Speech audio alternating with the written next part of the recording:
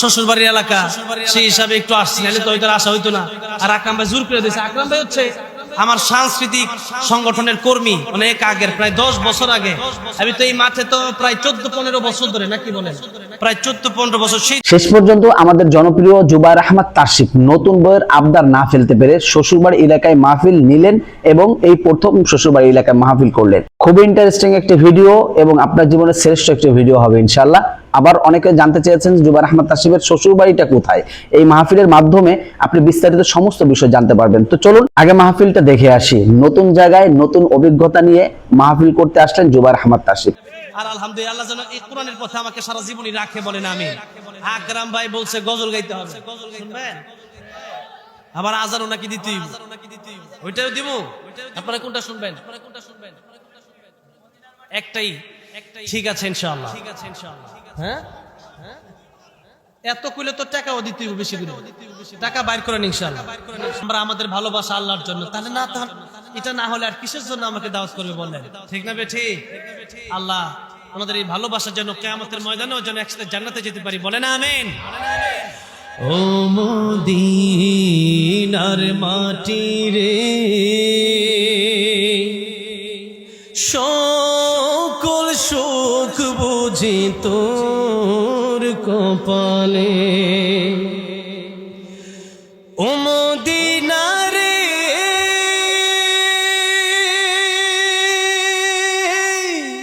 তোর বুকে আমার নাবি, যার লাগি পাগল সবই, যার তরে হইল সৃষ্টি ত্রিভুবন। কাঁদি আমি সারাক্ষণে, কখন যাব সেখানে, সহে না আর পরাণে। ও মদিনার মাটি রে, সকল সুখ বুঝি তোর কপালে। ও মদিনা রে, পাখি যদি হতাম আমি, উড়ে উড়ে যেতাম আমি, থাকতো না মনে কোনো যাতনা। দেহে নাই পাখায় আমার, সাথে নাই টাকায় আমার, কেমনে কেমনে যাব সেখানে। ও মদিনার মাটি রে, সকল সুখ বুঝি তোর কপালে। আল্লাহ সবাইকে বারবার মক্কা মদিনা যাওয়ার তৌফিক দান করেন, পড়েন আমিন। এবার অনেকেই হজে চলে গেছে, 2 জন হাজির বাংলাদেশের মৃত্যু হয়েছে, আল্লাহকে জান্নাতুল উচ্চ মাকাম দান করেন, পড়েন আমিন। এই যে এবার কাতারে ধর্ম মন্ত্রণালয়ে আমাকে আল্লাহ রাব্বুল আমিন আজান দেওয়ার সুযোগ করেছেন, আলহামদুলিল্লাহ। এই কাবা শরীফের পাশে মসজিদে বেলাল আছে, সেই মসজিদে বেলালে আল্লাহ রাব্বুল আমিন আমাকে আজান দেওয়ার সুযোগ করে দিয়েছেন, আলহামদুলিল্লাহ বলেন। মুয়াজ্জিনের যারা আজান দেয়, কিয়ামতের ময়দানে তাদের গলা থাকবে উঁচা উঁচা গলা। আপনাদের গলা থাকবে এরকম, আর মুয়াজ্জিনের গলা থাকবে এরকম। কেন?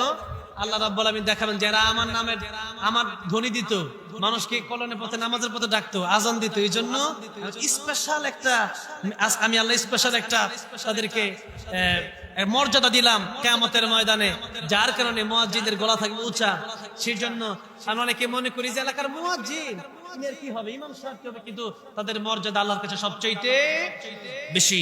সেই জন্য আজান আল্লাহ রাব্বুল আলামিন আমাকে পৃথিবীর সবচেয়ে দামি দামি জায়গাগুলোতে দেওয়ার তৌফিক দান করেছেন। এখন সময় অল্প, আমি মাঝে মাঝে বলি যে এত রাতে কিসের আজান? 2 ঘন্টা তো প্রায় আলোচনা করলাম, ঠিক না? 2 ঘন্টা আলোচনা করলাম, শুধু তরজমা করছি, তাফসীর তো করতে পারি নাই। সময় নিয়ে আগামীতে আসবেন ইনশাআল্লাহ, কথা বলবো। এখন দেখা গেছে যে এরপরে আজান মানুষের অনুরোধে কি করবো, এটা সমালোচনাও আছে যে এত রাতে কিসের আজান, সমালোচনা। কিন্তু আমি মাঝে মধ্যে বলি যে বাংলাদেশে আজান দেয় 5 বার, আর মক্কা মদিনায় কয়বার আজান দেয় আপনারা কোন? আপনারা কোন? হাজী সাহেব কেন আছেন? কোন হাজী সাহেব কেউ আছে এখানে? উমরা হজে কেউ গেছে? উমরা বা হজে হাতুরান্ত? আল্লাহ, কেউ নাই, আমি একলা। আল্লাহ গো, আমার ভাই এই জানো মাশাআল্লাহ একজন পাইছি, আমার ভাই গেছে। তাহলে এই যে আল্লাহ তো আমার অনেকবার নিছে, এখন এই যে আবার হজে বড় হজে যাচ্ছি, ইনশাআল্লাহ দোয়া করবেন।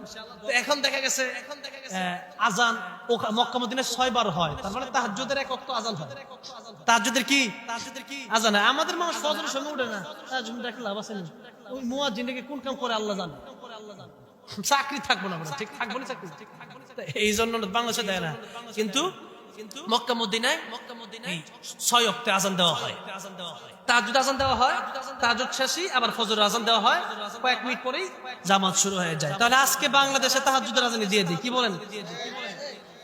ইনশাআল্লাহ দেখি কতটুকু আজান দেওয়া হচ্ছে। পুরো ওয়াজ করা যত কষ্ট, আজান দেওয়া তার চেয়ে বেশি কষ্ট। কথাটা বুঝতে পারছেন না? আপনাদের মনের ইচ্ছা জানি না কার দোয়া লাগা যায়, ঠিক না? ঠিক বলেন। আমার ভাইয়ের চেহারা দেখছেন কি জানি, আর যে ইশক আল্লাহর পাগল নবীর পাগল দেখেন।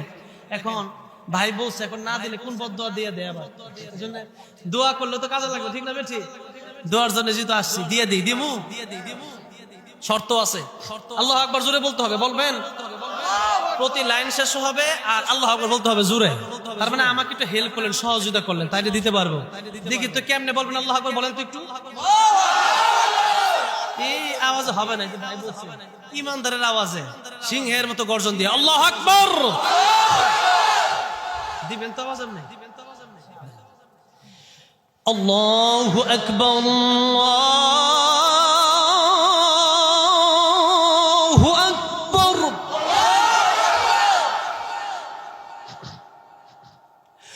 আল্লাহু আকবার,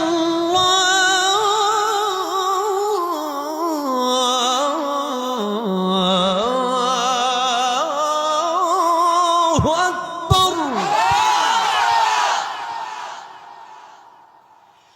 أشهد أن لا إله إلا الله،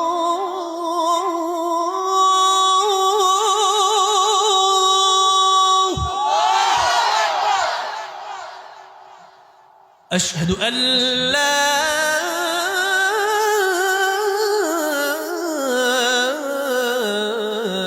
إله إلا الله،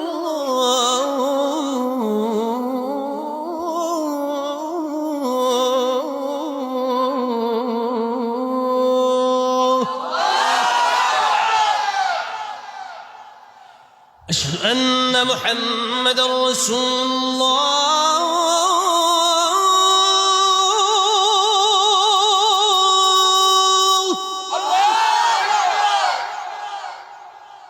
أشهد أن محمدا رسول